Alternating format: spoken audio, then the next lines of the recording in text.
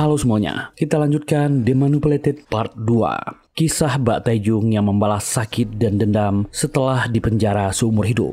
Kali ini dia akan melewati balapan hidup dan mati sambil mencari kesempatan untuk lolos. Penuh adrenalin tentunya. Tanpa lama-lama, yuk kita gaskan!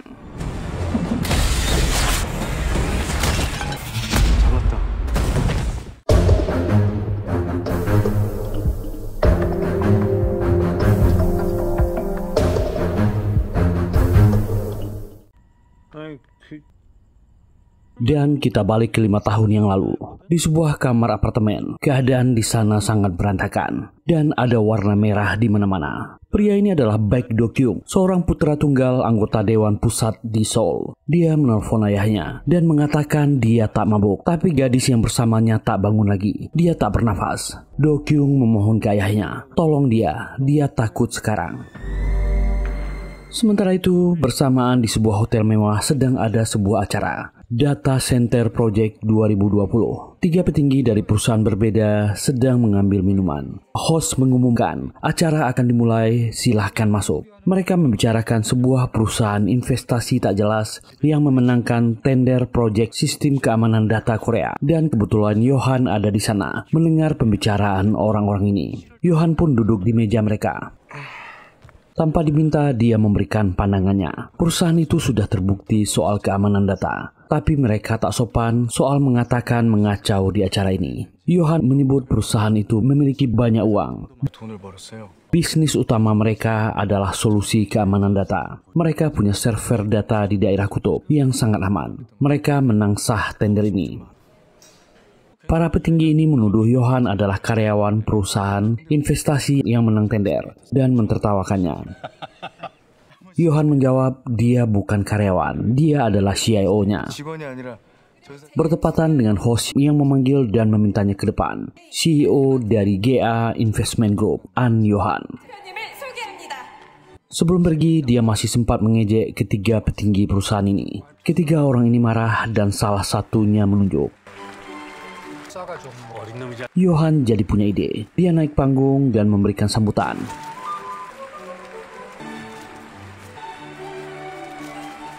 Saat acara selesai, si pejabat perusahaan yang menunjuk tadi menuju mobilnya ke parkiran. Sebuah mobil lain berhenti di depan mobilnya. Tentu saja orang ini marah dan menyuruhnya minggir. Saat itulah tiba-tiba seseorang datang dan memotong. Itu adalah Baera, pengawal andalan Johan. Di rumahnya, Johan sedang mendekorasi karya seni Arleli yang dibelinya beberapa hari yang lalu. Dan itu jadi pejabat yang diambil oleh Baera tadi. Dia puas melihatnya.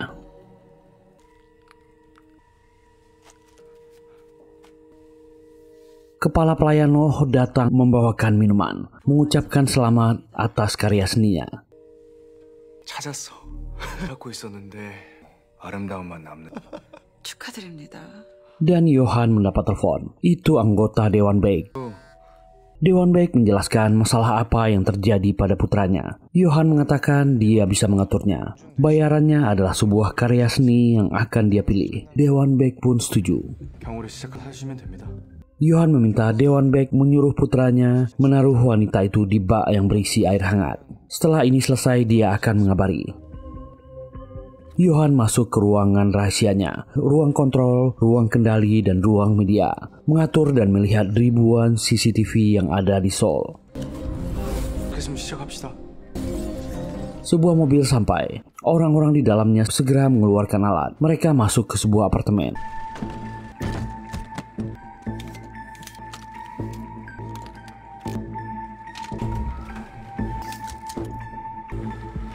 Dan memasang alat mereka. Itu adalah alat simulasi virtual yang langsung bekerja merender, mengambil data di setiap sudut ruangan, mengcopy secara visual apa yang ada di ruangan itu dengan apa yang dilihat Johan.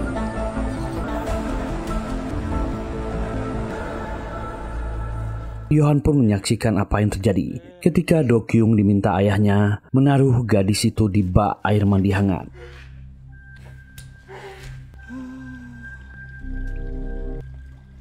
Johan melihat kamar yang berantakan, jejak kaki di mana-mana, dan ternyata si wanita yang menjadi korban adalah Nayung. korban kriminal yang dituduh menjadi korban Taejong. Do-kyung mematikan HP wanita ini. 씨발, 저는 조심하라니까. Yohan sudah cukup melihat dan tahu situasinya. Dia segera mengontrol CCTV di area itu. Dan sekarang akan mencari kambing hitam yang melakukan kriminal ini. Dia pun mulai mencari. Akhirnya dia mendapat kandidat yang cocok, orang yang selalu berada di area itu. Orangnya adalah Bak Taejong, dan Yohan berkata, 범민, 얘는 하루 종일 집 근처에 있었네. Taejong mendapat makanan yang akan diantar. Sejak malam dia sudah diawasi. Semua kegiatan dan aktivitas hariannya tampil, termasuk saat dia bertemu adiknya Taejin. Bahkan kebiasaannya menyiram tanaman. Pacarnya Suji juga terlihat. Yohan akan memulai acara utamanya. Besoknya Taejong mulai bekerja melakukan pengantaran dan dia diikuti. Orang-orang Yohan segera naik ke atas rumah Taejong. Mereka langsung bekerja, mengambil sampel yang penting. Sidik jari, jejak kaki, dan sepatu yang Taejong pakai. Itu segera dicetak. Mereka menempelkan jejak di apartemen milik Nayong, di kamar mandinya, bahkan jejak sepatu.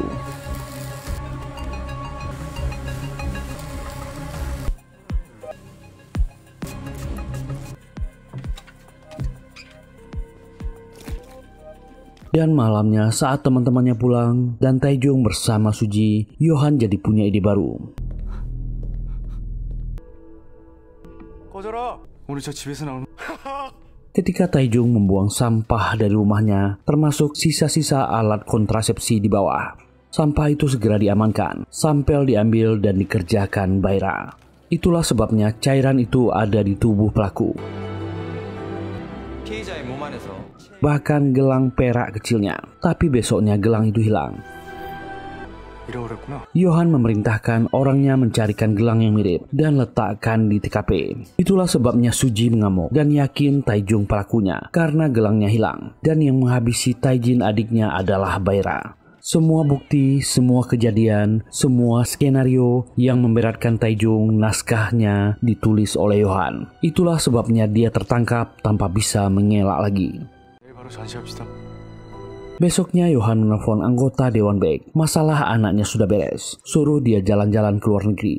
Yohan menyaksikan penangkapan itu.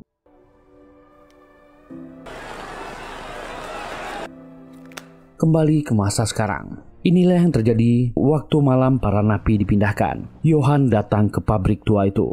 Pabrik ini sengaja dia beli untuk arena permainannya. Tak lama mobil dan truk pengangkut tahanan tiba. Yohan memerintahkan beri mereka makan dulu. Pintu truk dibuka.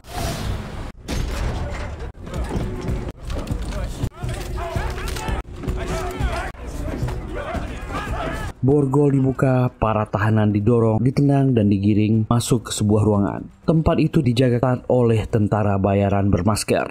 Lampu dihidupkan dan penutup kain dibuka. Mereka berada di tempat yang asing, penuh lampu, tapi di meja penuh dengan makanan. Gang Jae berkata, mereka dibawa kemari dengan wajah tertutup. Apa maksud mereka? Salah satu tahanan yang kelaparan segera ke meja dan mengambil makanan. Akhirnya semua tahanan menyantap hidangan, juga banyak alkohol di sana. Gang Jae melihat seseorang turun, merasa orang itu bosnya. Saat dia ingin naik, senapan menghadangnya. Gang Jae cuma melihat Yohan sekilas dari balik kaca.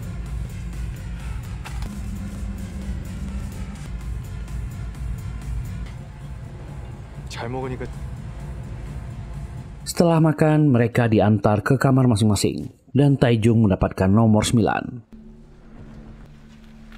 Semua napi masuk ke kamar. Mereka tak mengerti apa yang terjadi, tapi memutuskan untuk istirahat dulu. Jam malam dimulai, lampu dimatikan. Dan Taejong menyelinap keluar. Dia tetap dengan tujuannya, berusaha kabur. Dia menghindari penjaga, lampu sorot, dan mencari jalan melewati sela-sela bangunan. Taejong tetap maju.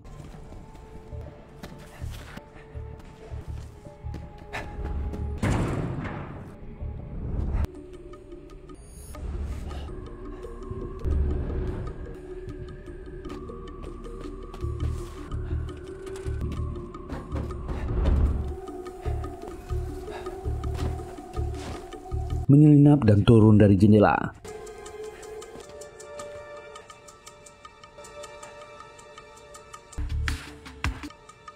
Banyak mobil rongsokan di sana, mengamati situasi dan berapa banyak penjaga. Dia semakin jauh menuju ujung bangunan.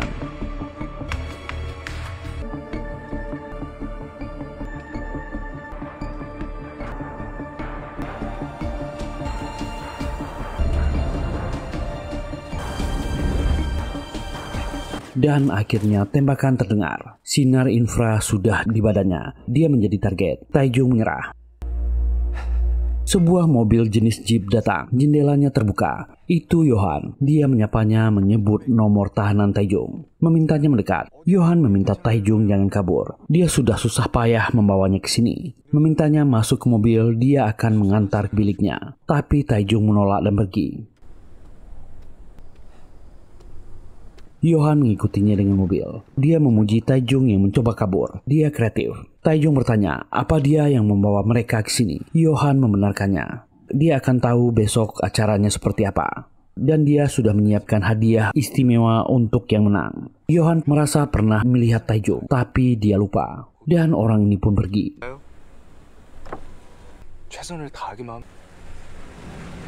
Mau tak mau Taejong kembali diantar ke kamarnya.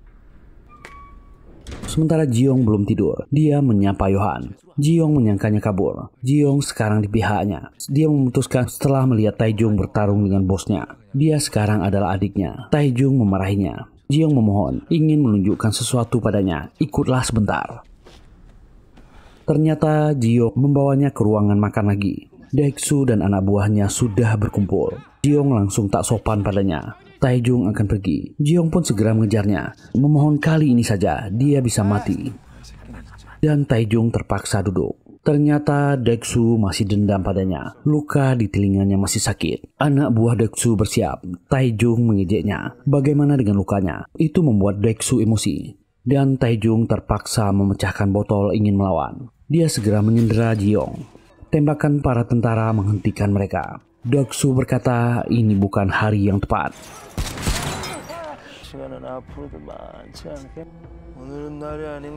Dan malam panjang berlalu. Pagi itu musik klasik sebagai alarm dimainkan. Para tahanan yang tidur lelap terpaksa bangun, termasuk Taejong. Semua orang keluar dari bilik dengan baju yang ada kode nomornya. Semua bergerak dan digiring menuju ke sebuah tempat lapang di pabrik itu. Para tentara berjaga di mana-mana. Drone berterbangan. Dan Johan berdiri di puncak menara.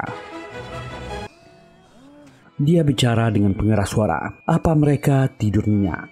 Mereka pasti bertanya berada di mana. Tapi inilah momen mereka. Selamat datang di negeri peluang. Johan bertepuk tangan. Para napi pun bertanya. Johan menjawab ini arena balap mobil. Mereka akan balap dengan kendaraan yang akan ditentukan secara acak. Aturan lainnya tak ada. Salah satu napi tak tahan dan emosi. Apa mereka mendapat izin untuk ini? Johan menjawab. Napi ini berkata ini omong kosong. Dia tak mau ikut dan akan pergi dari sini. Johan mengambil senapan dan menghabisi orang ini. Semua napi kaget.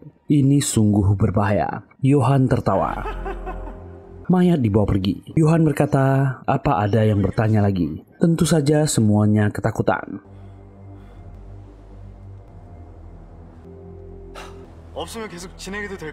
Johan melanjutkan, berarti tak ada lagi yang mengundurkan diri. Dia memberi kode. Sebuah mobil masuk. Baknya dibuka, tumpukan uang dalam plastik yang sangat banyak. 5 miliar won. Semuanya untuk pemenang. 1등으로 들어오는 한 명. Gang Jae mendekat untuk memastikannya dan tersenyum. Ini gila. Jiyoung bertanya, apa ada mobil yang digunakan? Yohan menjelaskan akan ada mobil untuk mereka semua sesuai dengan seragam mereka. Ada garasi pribadi untuk masing-masing dari mereka. Dan juga diperbolehkan untuk konsultasi secara pribadi dengannya. Mereka boleh menemuinya 1 kali per orang. Semua napi mulai tertawa, merasa ini menarik. Siang itu 2 mobil mewah masuk ke area pabrik itu. Itu adalah Dokyung, anak anggota dewan, dan temannya Ryuhee, juga anak seorang konglomerat besar di Korea. Selama 5 tahun ini mereka masih sering melakukan kejahatan, dan selalu dicarikan kambing hitam oleh Yohan untuk menutup perkara. Mereka berdua naik ke atas, diundang oleh Yohan secara pribadi. Keduanya langsung menyapa Yohan. Dokyung melihat tempat itu. Ini sangat gila dan menarik. Yohan benar-benar menyiapkan semuanya. Keduanya sadar ini adalah peluang untuk menghasilkan uang. Balap mobil menggunakan para tahanan. Ini luar biasa. Yohan mengatakan, balap ini pertarungan hidup dan mati menggunakan mobil. 일종의 투견이라고 생각하시면 돼요. Keduanya sangat bersemangat. 나 지금 이해했어. 대박. 다르거든요. 만든 것도 하잖아.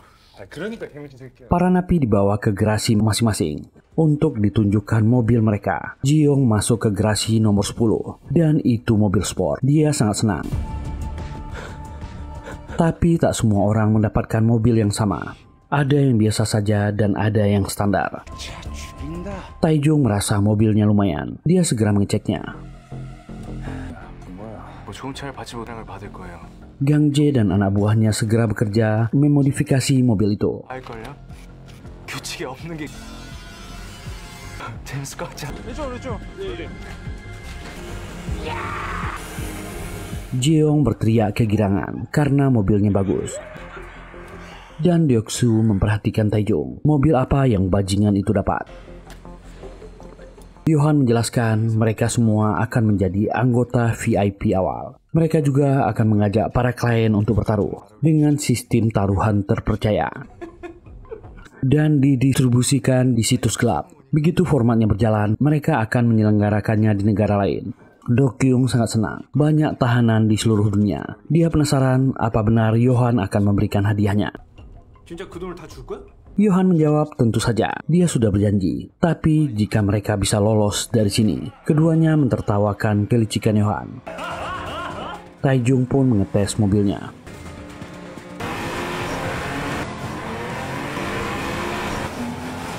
Semua tahanan melanjutkan dengan sarapan pagi. Jiyoung sempat ditanya oleh tahanan lain, apa dia mendapat mobil bagus. Jiyoung tentu membantahnya. Mobilnya jelek, jangan mengganggunya. Dia segera duduk dengan Taejong. Semua orang membuat tim, mengajak Taejong untuk bekerja sama. Taejong memperingatinya, dia selalu dekat dengannya. Apa dia tak takut dengan bosnya Deoksu? Jiyoung mengaku, misinya menjadi mata-mata. Itu tak jadi masalah. Jiyoung kembali merayunya, tapi Taejong menolak. Kalau dia menang, berikan saja uang itu pada neneknya. Dan kebetulan memang Jiyoung merawat seorang nenek. Dia tentu sangat senang, menganggap Taejong sudah setuju. Para napi yang lain seperti kelompok Gang Jae juga sepakat. Uang akan mereka bagi rata jika menang. Gang Jae adalah orang yang pertama kali berkonsultasi dengan Yohan. Gang Jae sangat pandai membaca situasi. Dia sangat menghormati Yohan, ingin bekerja sama jangka panjang dengannya, membuat Yohan tertawa. Gang Jae merasa Yohan adalah orang yang sangat berkuasa hingga bisa mengatur semua ini. Jika dia keluar penjara, belum tentu dia akan bertemu orang sehebat Yohan, membeli pabrik untuk taman bermainnya. Yohan melihat profil Gang Jae. Dia ahli meyakinkan orang, tersangka 18 kejahatan penipuan. Itu membuat Gang Jae malu. Gang Jae merasa itu tak masalah. Dia pun pamit. Sambil berkata, Yohan bebas bermain dengannya, dan dia pun pergi. Orang kedua yang menemui Yohan adalah Doksu. Dengan gaya ketua gengnya, dia hanya meminta satu hal, diizinkan untuk menghabisi seseorang di sini dengan tangannya sendiri. Itu membuat Yohan kembali tertawa. Tingkah para tawanan ini menghiburnya. Dia memperbolehkannya lakukan sesukanya. Dia juga bisa memenangkan uangnya. Malam itu Taejung mulai memeriksa mobil Jiong. Ini mobil yang lumayan. Tapi Deoksu dan anak buahnya mulai merebut mobil-mobil yang mereka anggap bagus dan menukarnya. Napi ini meminta ampun dan memberikan kuncinya. Gang Jae yang sedang di luar dengan anak buahnya melihat itu. Memangnya boleh. Dan melihat para pengawal dan tentara diam saja. Akhirnya dia ingat perkataan Yohan tentang tak ada aturan. Mereka segera bergerak. Gang Jae masuk ke sebuah garasi. Sebuah mobil SUV. Napi yang di dalam tak terima dan menantang Gang Jae. Sebelum mereka sempat baku hantam, anak buah Gang Jae melapor. Nomor 10 dapat mobil sport. Taejung dan Jiong sedang bekerja. Tiba-tiba ada keributan di luar. Jiong segera memeriksanya. Rupanya Deoksu dan anak buahnya mau merebut mobil. Jiong segera masuk dan berteriak, meminta Taejung cepat. Taejung segera buru-buru memasang ban, meminta Jiong naik. Mobil dipacu dan menabrak Gang Jae.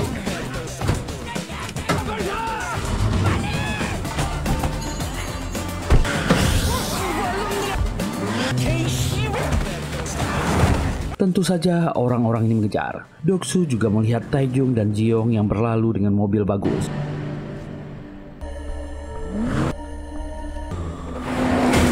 Dia kesal dan juga mengejarnya. Gang Jae ingin memacu mobilnya. Anak buah Deoksu menghalanginya, mengaku mobilnya rusak. Membuat Gang Jae kesal dan menabraknya.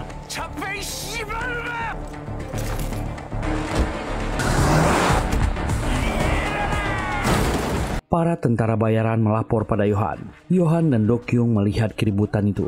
Dia memerintahkan biarkan saja dulu. Kejar-kejaran terjadi di area pabrik.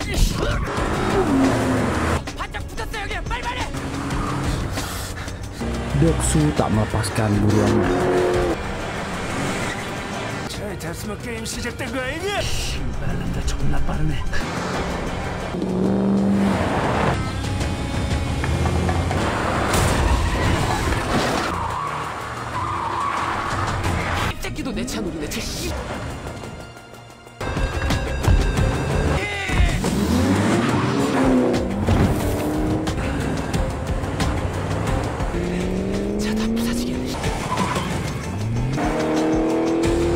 Mengejar dan akhirnya mobil Jiong ditabrak dengan parah. Mereka berdua kepayahan dan Deoksu memundurkan mobilnya ingin menabrak sekali lagi.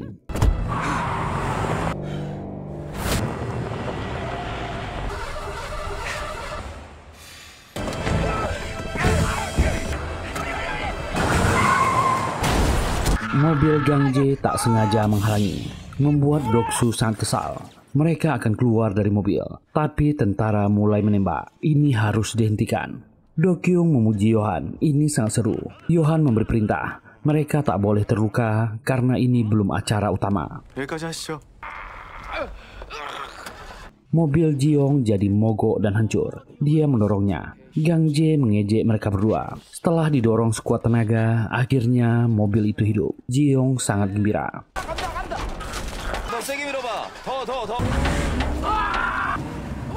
Tiba-tiba terjadi konslet di mesinnya. Taejung segera memeriksa dan terbakar. Mereka menjauh, mesin mobil meledak. Jiong sangat kesal dan sedih.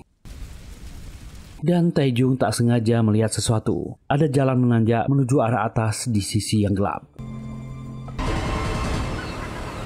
Pagi itu Taejung meminta pertemuan dengan Yohan. Taejung naik dan mengambil minuman vitamin. Dia bicara dengan Yohan. Yohan memuji apa yang dilakukannya malam tadi. Taejung mencuri pandang melihat detail area di sekitar sana. Taejung bertanya, apa tujuannya membuat arena balap ini? Mereka mendapat mobil yang berbeda dan diperbolehkan berkelahi. Tak ada aturan. Yohan pun menjawab. 재밌잖아요. Yohan bertanya apa yang dia butuhkan. Taejung meminta vitamin. Yohan pun memberikan kode. Taejung berkata tanaman di sana lebih butuh vitamin darinya. Dan Taejung pergi. Semua peserta malam itu sibuk memodifikasi mobil masing-masing. Jiong frustasi mencari di mana Taejung berada. Semua orang bekerja dan sangat sibuk.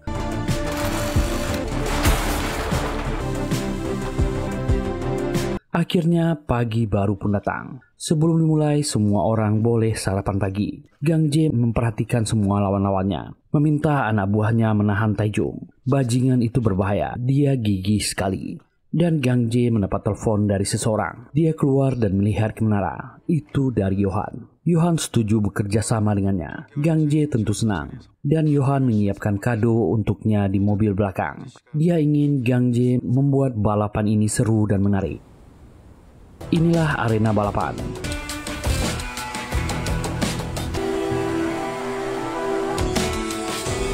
Johan, Dokyung, dan Ryuhee sudah siap menyaksikan. Balapan akan segera dimulai. Para tahanan menuju garasi masing-masing. Johan melihat wajah Taejung dan tatapannya. Dia lupa di mana pernah melihatnya.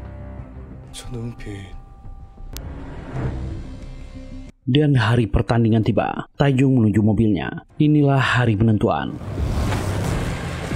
Semua mobil keluar dari garasi.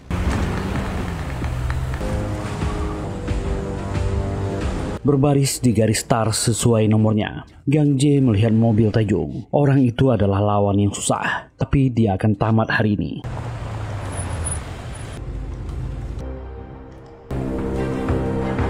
Kamera drone siap dan semua penonton di menara bersemangat. Johan membuka acara. Lomba akan dimulai dan aturannya tak ada. Semua uang hadiah akan diterima satu orang. Yang pertama menyelesaikan 20 putaran akan menang. Yang penting bukan mobil, tapi orangnya. Mereka bisa menang dengan cara apapun. Para napi ini bersemangat. Salah satu napi malah menukar mobilnya.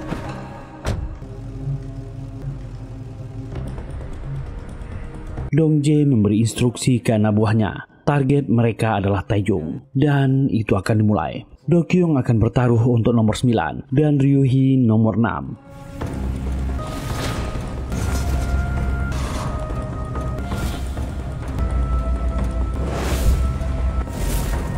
Semua bersiap, mesin raung.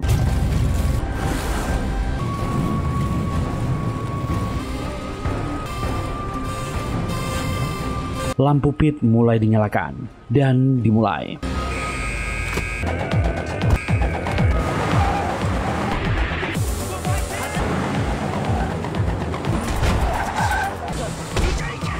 Mobil saling dorong, tapi ada yang aneh, mobil 11 langsung keluar jalur.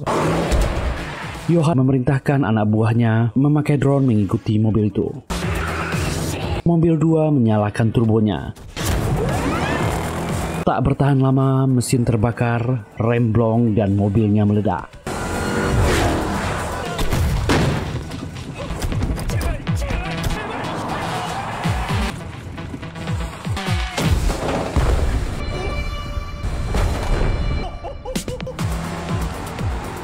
Satu gugur. Dokyung tertawa. Ini intens sekali. Mereka memuji Johan. Semua mobil bergerak cepat. Semua cara dikerahkan.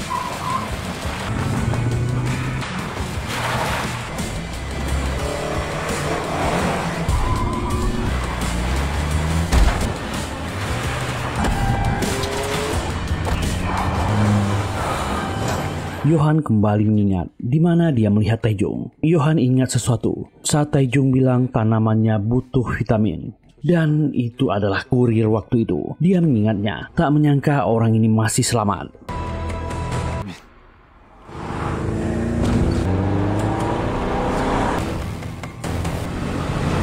Dia segera bicara di radio, memanggil Gang Jae untuk mengejar mobil nomor 9. Dan Gang Jae melakukannya.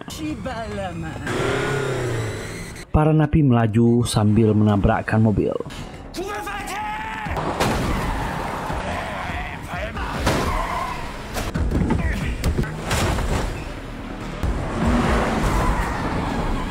Doksu mengambil jalan memotong. Nomor 9 Taejung masih yang pertama. Mereka mengejarnya.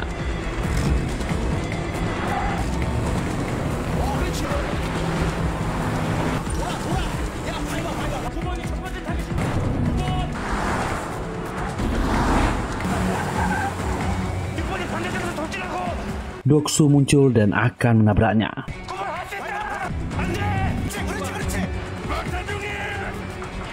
Mobil Taejung terjepit.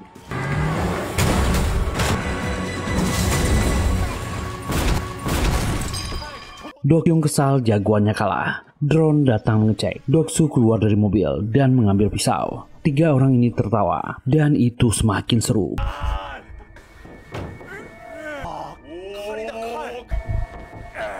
Saat Doksu akan menghabisinya, helm dibuka. Itu bukan Taejung, tapi Jiong. Doksu sangat kesal, bertanya di mana Taejung. Yohan juga kesal, berarti Taejung ada di mobil nomor 11 yang keluar jalur. Sebelumnya, kedua orang ini sudah bekerja sama dan saling menukar mobil. Yohan melihat kamera.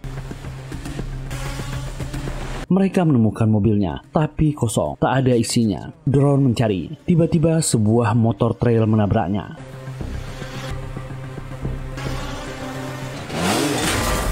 Drone hancur dan Taejung memacu motornya.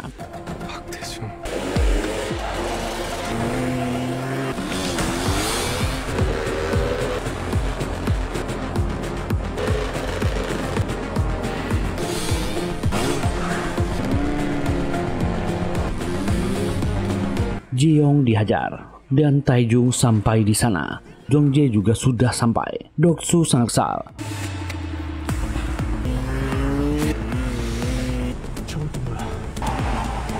Ini orang yang mereka cari. Dia mengejar. Taejung terbang dengan motornya.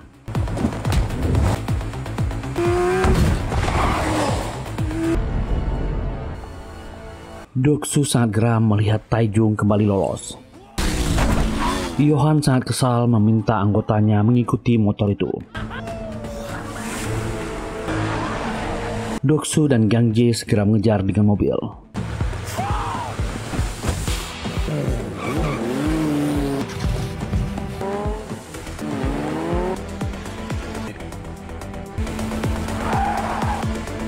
Yonghan memerintahkan Gangjae untuk menggunakan hadiahnya. Gangjae segera mengambilnya. Ternyata isinya pistol. Dia tertawa. Taejung berhenti dan kembali memacu motornya. Semua orang mengejarnya dan Yohan memberikan petunjuk arah ke Gangjae.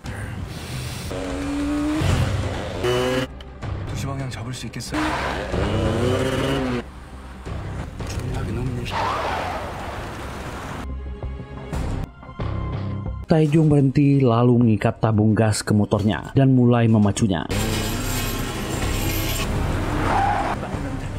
Gangjae menemukannya, menghancurkan kaca dan mulai menembak.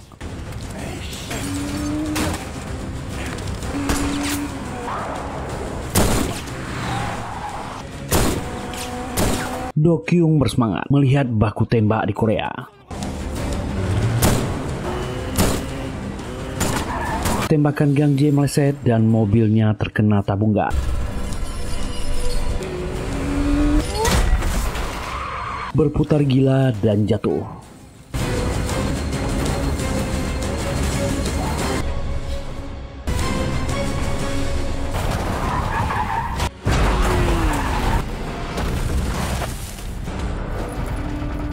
Dokyung berteriak mengatakan ini akan laku keras. Ini gila sekali. Gangjae keluar dari mobilnya. Dia cedera parah dan memaki Taejung. Yohan akhirnya bicara lewat pengeras suara. Mulai sekarang aturannya berubah. Hadiah akan digandakan. Bagi yang bisa menangkap pemotor itu hidup atau mati. Semua tahanan bersorak. Arah mobil pun berubah. Target mereka Taejung. Ada napi yang masih bingung motor apa yang dicari. Semuanya bersemangat dan memacu mobilnya. Saat Taejung akan jalan, Doksu datang menabrakkan mobil.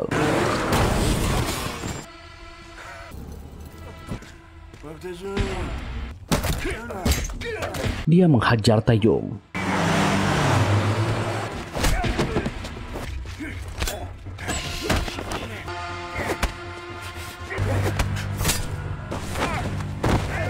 Mobil anak buah Doksu kembali datang. Keduanya bertarung. Taejung berhasil merebut pisaunya. Kembali mobil napi yang lain datang. Anak buah Doksu membantu menyerang. Taejung menghajarnya.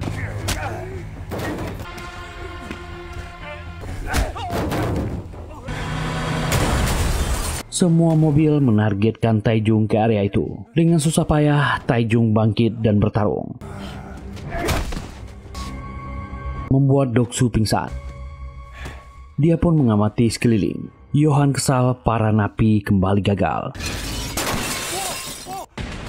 Dia membalik meja, mengambil senapan snipernya, meminta bawa tamu ke tempat aman. Dokkyung masih sempat mengambil pistol di bawah meja.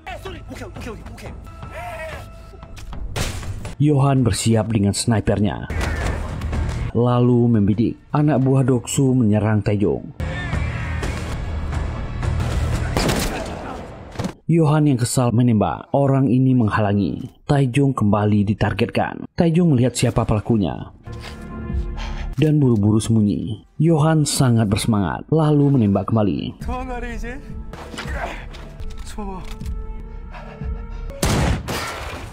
Motornya agak jauh. Taejung kesulitan. Johan pun berteriak.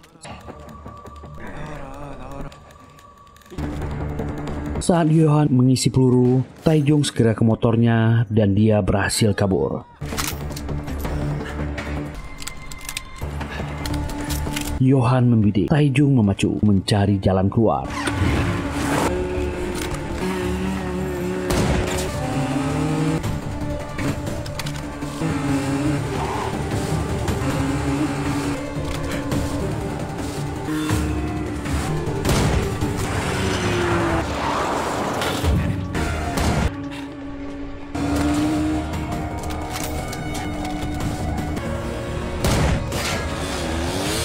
Besi jatuh dari atas dan dia masih lolos, membuat Johan sangat kesal. Sekarang dia memerintahkan semua tentara bayaran menangkap Taejung. Semuanya bergerak. Taejung berhenti.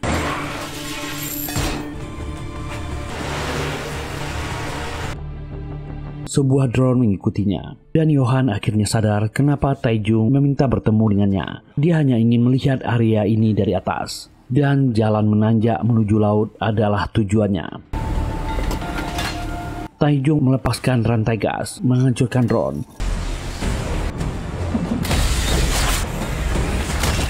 Juga meledakkan mobil yang lain.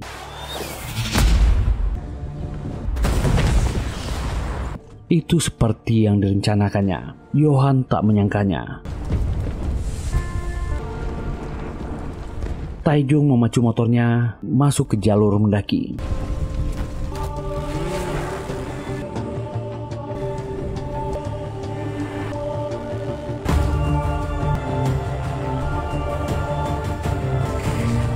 Johan membidik.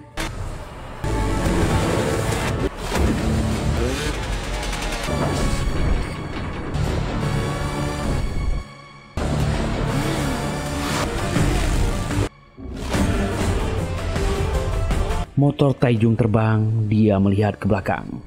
Johan pun menembak.